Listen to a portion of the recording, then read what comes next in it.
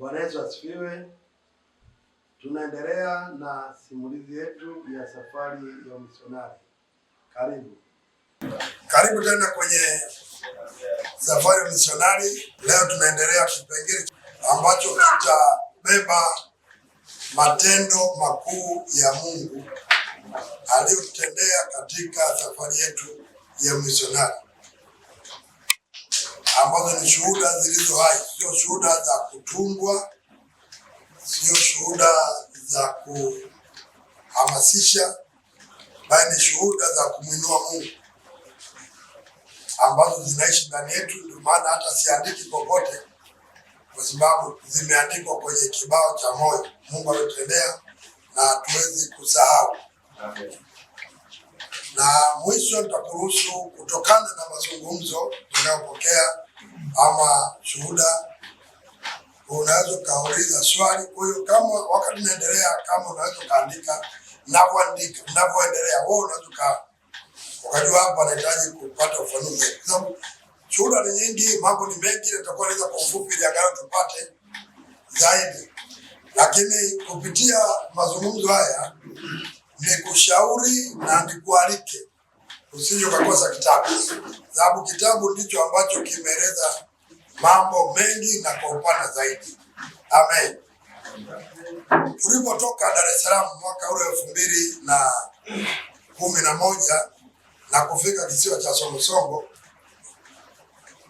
kitu cha kwanza ambacho tulikutana nacho ni mazingira mapya kabisa ambayo tulitegemea, na ilikuwa ni mazingira ambayo yanahitaji ujasiri zaidi, sababu hayakuwa rafiki kwetu na hatukuwa na mtu wa kuweza kumshirikisha kama ni kaka, dada, ndugu, sababu tulikuja kama vile ambavyo Ibrahim alivyoambiwa na Mungu kwamba utoke kwenye nchi yako uende huko nitakako kutuma na kukubariki, nitakubariki.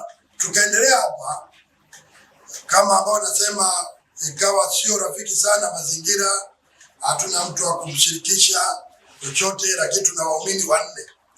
Tulikuta waumini wanne ambao walikuwa wameokoka hapa, tulikuwa ndio wasemo hapa, kwa hiyo tulikuwa nao.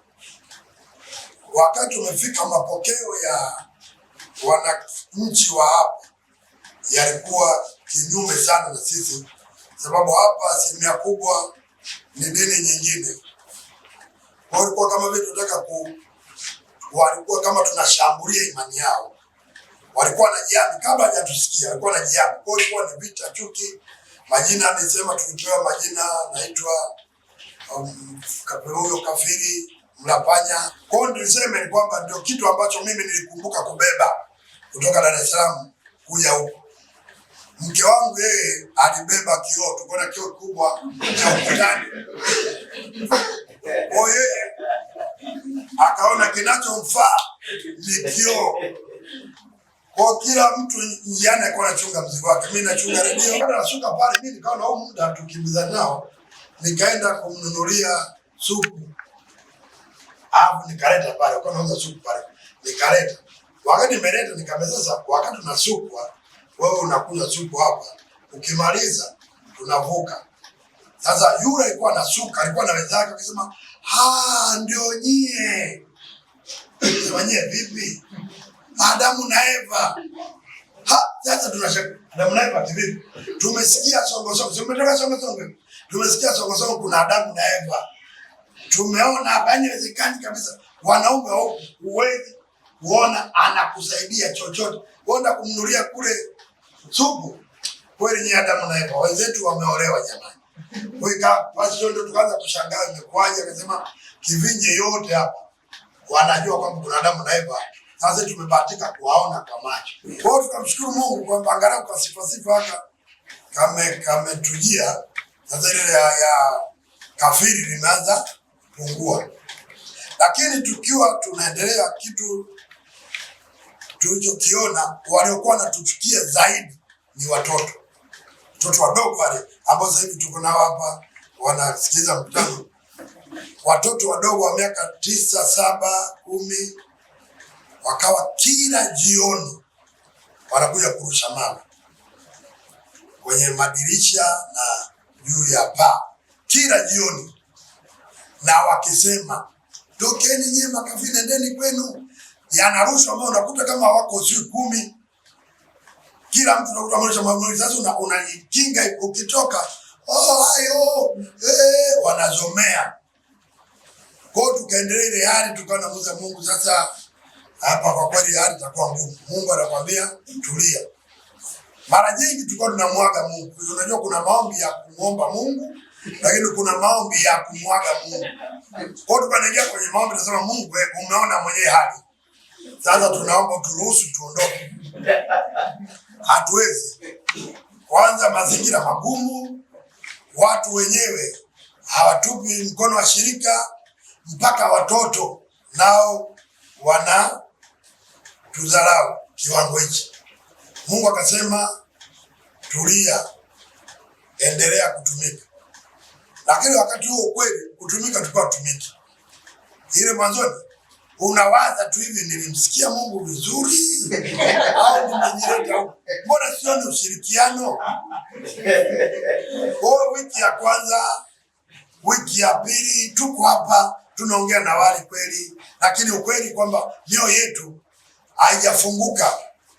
Tunatafakari mambo mengi sana.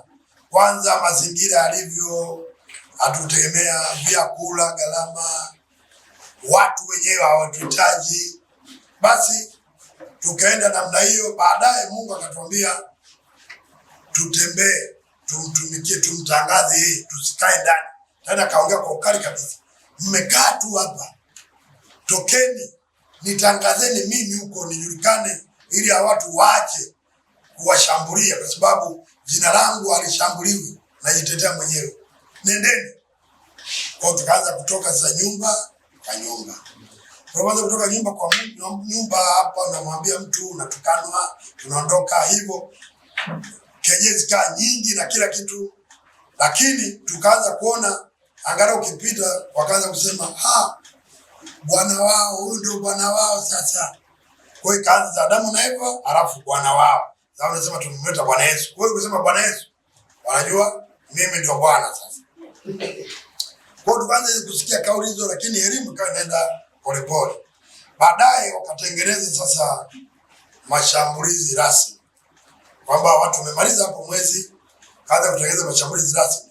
Siku moja tulikuwa tumekaa hapa na mke wangu, ni mchana tu, tukasikia watu wanagonga kamlango ka mbele. Yaani hiyo nyumba hapo ina milango miwili, mbele huko na kule nyuma. Sasa tuseme huko ni nyumba, kule ni mbele. Tukasikia watu wanagonga kwa mbele. Kwa hiyo tukaenda kufungua. Tulipofungua tukaona wazee watatu. Ni watu wazima kabisa. Wakasimama, tukaanza karibuni, tukawasalimia, hawakuitikia. Wakaanza kuongea tu wenyewe, wanajibizana pale. Kumbe vitoto tu. Sisi tufikie watu wa maana. Kumbe ndio hivi. Kwa hiyo nasema vitaondoka wenyewe, tunalipa mwezi mmoja. Kwa hiyo tunauliza nini? Hata hawakujibu tena, wakaamua kuondoka. Sasa wakati wanaondoka, kuna watu wawili wakaja wakasema, umeona wale wazee? Wale ni kiboko. Mmoja yule wa katikati, kaanza yule wa katikati ana jini, anatumia jini makata. Hilo jini makata akilituma unaliona kabisa linakuja kama mbuzi. Kwa hiyo linakimbia. Sasa unaweza kuwa unashangaa, lakini kija likikukaribia unakuta yule mbuzi haonekani, alafu wewe unakufa. Kwa hiyo ili uwe salama, unatakiwa uende ukaombe undugu. Unamwambia mzee, nimekuja, naomba mimi niwe mtoto wako. Kwa unapeleka pale mchele, sukari, ili kutengeneza undugu. Lakini kadri unavyoendelea kuishi hapa, sehemu ya mafanikio yako anashiriki yule, ili aendelee kukulinda. Akasema huyu mwingine, akasema wenzako unaona wageni hapa wanafanya hivyo wote kwa wazee. Wa pili akasema unamwona mwingine yule pale, yule ana jini linaitwa kimbunga.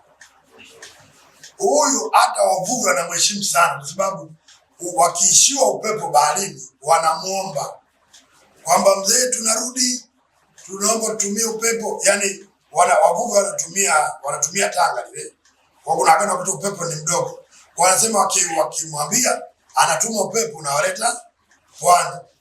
Sasa upepo huo unaua. Kwanza katuma upepo hata hapa, ukashangaa uko pwani kule umemezwa na maji unafia. Au kama unasafiri unaweza kutuma upepo mkazama. Kwa hiyo naye utaratibu ni ule ule. Akataja mwingine akasema, na huyu hapa yeye ana majini mahaba, anachukua mke wa mtu yeyote. Yaanza kama umelala na vizuri na mke wako, asubuhi anajikuta anaamkia kwa ule mzee. Sio ile jini mahaba kama anakuja anakuacha mama, yeye anabeba kabisa, anakupeleka huko, alafu asubuhi anakuamsha, wewe nenda kwako. Ndio unashangaa. Na hiyo ni kweli, yani yote matukio haya ni halisi, kwa sababu hizi sio zilikuwa stories za kutunga. Watu hapa walikuwa hawana namna hiyo, wana bendera zao, kila nyumba ina kabendera kekundu, anatangaza ufalme wake. Sasa alipozungumza namna hii nikamwambia sawa, nimesikia, lakini mimi ninaye Mungu. Wakaniambia utasahau msalaba. Maana mnaifahamu natumia msalaba, utasahau msalaba. Yakikukuta darada hapo, akasema hapo mke huyu mweupe anapenda weupe yule mzee. Na kwa mke hakuna cha mlokole wala askofu, yani vitake ni kubwa sana. Kwa mimi nikaingia hasira ya kwanza mashambulizi, kwa sababu wamesema na ni kweli. Kwa hiyo tukakubaliana mkango wetu. Sasa sawa, tukaanza maombi. Lakini kilichokuja kutokea siku moja, tukiwa tuko ndani, yani tumekaa hapo, mlango umefunguliwa lakini tuko ndani, wako kwazi, tukaona mbuzi anatoka nje anakimbia, yani anatoka umbali fulani hivi. Tena kwa hiyo eneo alikuwa tupeka hapo, anatoka nje anakuja ndani. Na huku kuna mbuzi wengi sana. Umeona anatembea tu. Kwa hiyo hatukushtuka ili atoke kwa jina. Tuliona ni mbuzi anakuja, lakini kumbe ndio ile.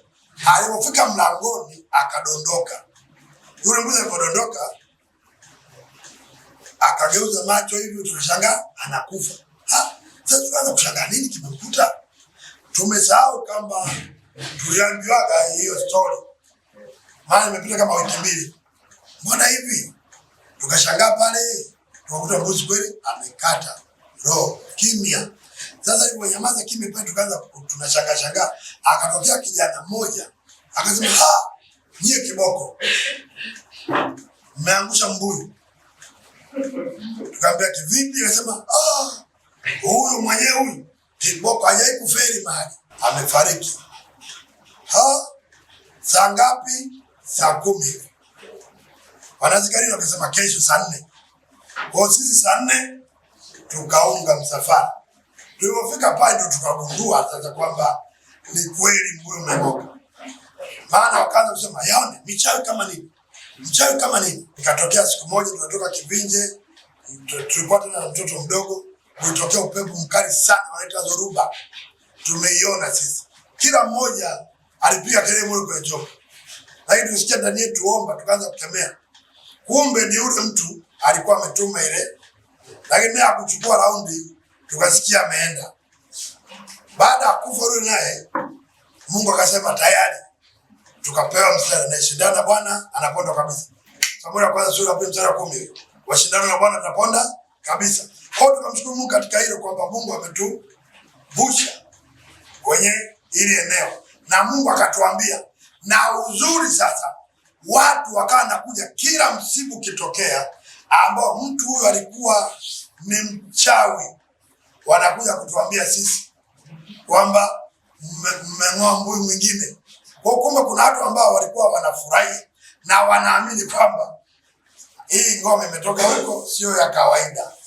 Kwa tulienda hivyo, wale wote wazee watatu tukajikuta sasa hivi tunazungumza ni marehemu, sababu ya namna Mungu alivyofanya.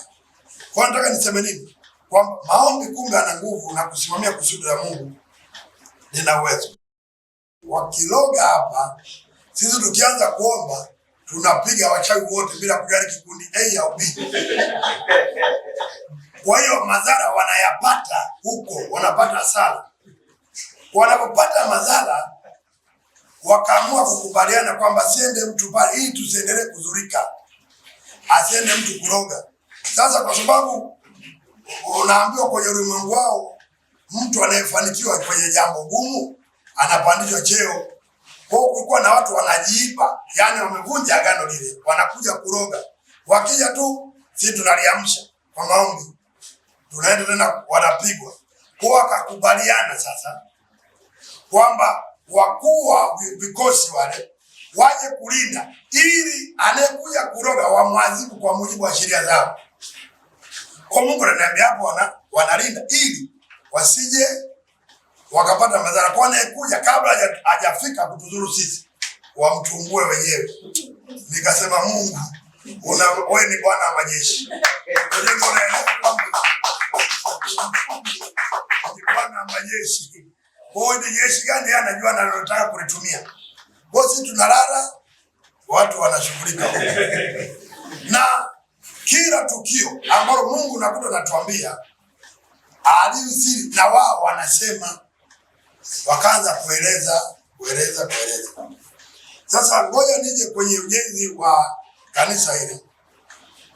Tulifika hapa, tulikuwa tunasalia kwenye jengo ambalo lilikuwa ni baa. Hapo ilikuwa baa kwa historia, ambao alituzia mtu ambaye alikuwa anamiliki baa hapa na anaendesha hivyo, lakini wateja walipopungua, huku na kipindi cha uchimbaji wa gesi hapa Songosongo, kuna uchimbaji wa visima vya gesi, watu wanakuwa wengi sana.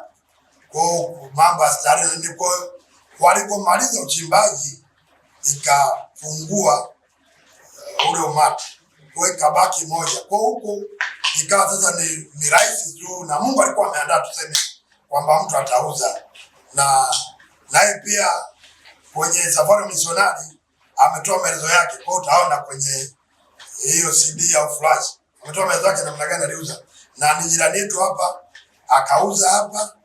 Tulikuwa kwenye hilo jumba lilikuwa limezekwa makuti, kwa hiyo tukawa tunaendelea kusali, lakini makuti yakawa naoza, tunafanya repair na nini. Baada ya muda, nafikiri tumekaa mwaka, tukaamua kujenga, kwamba sasa tujenge. Bado palianza shughuli. Tulipoanza kusema tujenge, tulipopomoa kipande hiki tukaanza kujenga, ikainuka vita. Kuna ambaye tunapakana naye akaja, yani tumechimba msingi, tumeanza kupandisha tofali, yani msingi tumeanza kupandisha, ndo akaibuka na kusema sitaki mjenge hapa. Kwa nini?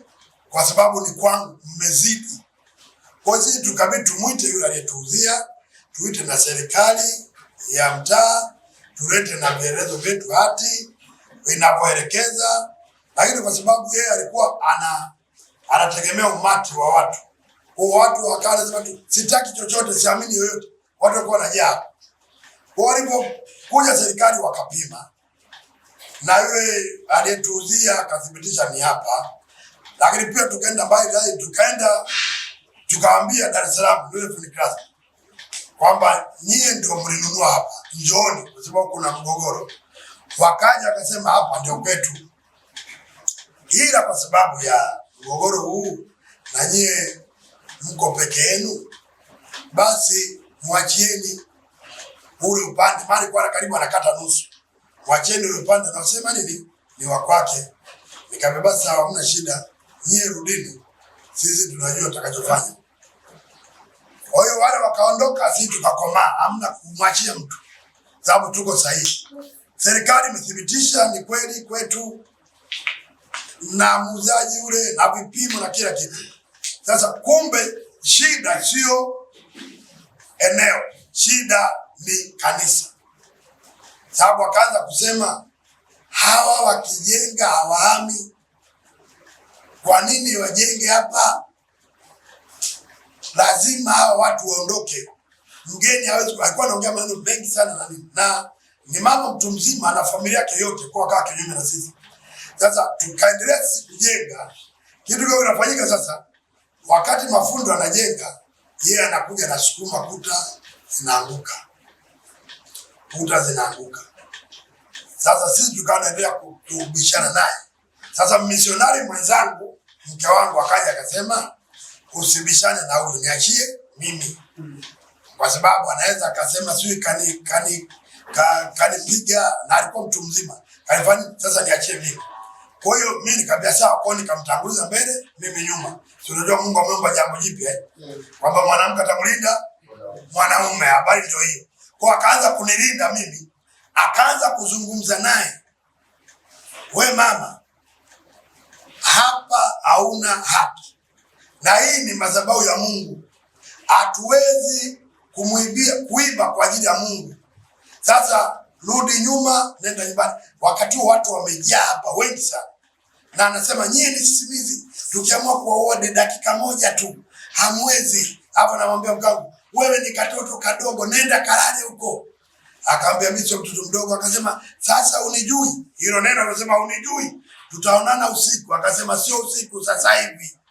Kwa hiyo akaanza kueleza utaalamu wake, lakini mwisho wao akaanza kusema, kwanza nyie tangu mmekuja hapa mmetutia hasara sana, mmeweka mijitu huko juu, kila tukitaka ndege zetu kuruka inafyeka, ina mapanga inafyeka. Sisi tukauliza ndege gani? Mbona ndege tunapanda kila siku?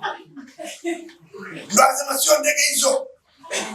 Sasa hapa msijenge, hatutaki, mnatutia hasara. Watu wenyewe mnajifanya watoto, kumbe wazee. Wewe akaa naongea pale kwa, tukaongea naye, mwisho watu wakazidi kuongezeka. Yaani kadri anaongea watu wanazidi kuongezeka. Kwa hiyo tunapigana kabisa kwa mdomo. Yaani mama anaeleza na sisi tunaeleza ukuu wa Mungu wetu, na mkamba anaambia kabisa, wewe sikiliza, uniwezi kwa chochote, uniwezi kwa haki, mimi na haki, uchawi nina Mungu, sheria naijua, na utasimama na mimi mahakamani, utafungwa wewe kwa sababu unametuvamia. Mimi nikaenda nikachukua kamera, nikaanza kumpiga picha, kwa sababu kazi imepungua. Huyo anapambana, mimi nachukua matukio. Sasa yule alikuwa na mtoto wake naye mkubwa tu, akasema, mama, watakufunga au tuondoke. Na yule mama akasema, leo nilichungaji gani unataka kunifunga? Mwisho wakaondoka. Kwa hiyo tukajenga ile kanisa likafika mpaka kwenye Limta, lakini kuna kijana wake mkubwa tu wa kiume na familia yake akaja na sijui ndio mchawi, sijui ndio mganga kienyeji, mimi sijui, lakini kuja mtu amevaa kaniki nyeusi, kajifunga na amevaa kitambaa huku, wanatembea. Wakaja wakaanza kuchora ukutani, chacha, wanazunguka wanachora kila pembe, na sisi tunawaangalia hivi mchana kabisa, saa 7 wanachora, sisi tunaangalia, tumekaa hapo, wakachora. Hapo akasema kazi imeisha. Yaani wao ndio wakasema kazi imeisha. Sisi wameondoka, tukaendelea kujenga. Tumejenga, tukapaua. Tulipopaua, akanitumia ujumbe yule bwana, akasema umejenga akaniambia tu, kwa kuwa umejenga sasa nakupa siku 7. Hizi siku 7 hizi utakuwa chizi. Utabomoa mwenyewe nyumba yako, kamba ikaroweshwa, yani kamba iroweshwe mafuta, ichomwe, iunganishwe mpaka kwenye kanisa. Wamelipwa hela vijana kabisa wenye nguvu, na sasa hivi ni marafiki zetu kabisa. Walipofanya hilo zoezi, wamenunua mafuta, wameanza kurowesha ile kamba, lengo kwamba waje waipitishe mpaka hapa, ukainuka ugomvi pale. Hivi ndio walikuwa 3. Hivi tunachoma, wamekosa nini? Tunavochoma hapa ndio kisikia wamefarakanishwa, ndio hiyo. Wakaanza kubishana wale, wakasema watu kwanza wazuri, kama wamekuja hapa hawana shida na mtu, visa kila siku. Alafu wametusaidia, wakati mwingine wachawi wamekufa, sisi tunalala vizuri, lakini nyie mna hivi bwana, kama ni hela mimi basi, walikuwa wamepewa hela. Kwa hiyo wakaanza kugombana pale. Mmoja akasema kama mtachoma nitaungua ile kanisa, lakini na nyumba zingine, sababu nyumba zetu za makuti. Ila mimi nitasema kwamba ni sisi, ili hata kama nikifungwa nifungwe na ukweli, tutasema ni sisi tumechoma, tumepewa na fulani hiyo kazi. Kwa mgogoro kama mkubwa, akaona sasa hapa basi stori kaishia pale.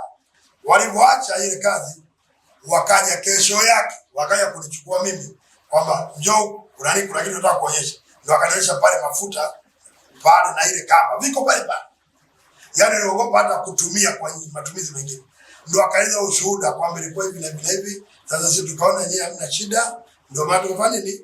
Tukaamua kuacha. Kwa hiyo wale watu wakawa ni marafiki wote watatu, yani sasa ndio marafiki kabisa. Kwa mpaka leo tunaishi nao vizuri. Kwa hiyo tunamshukuru Mungu kwamba alitusaidia kwenye hii. Kwa hiyo ukiona leo kanisa limesimama, watu wanakuja, wanarudi, wanaenda. Wakati mwingine tulikuwa tunazuiliwa mikutano, tulikuwa tunazuiliwa hivi. Ya mwisho kabisa niseme, siku moja ndio waliamua kufanya ile kubwa kuliko naitwa, wakachukua megaphone. Najua hizi megaphone anapita humo jioni, wanatangaza tangazo. Kesho baada ya swala saa fulani,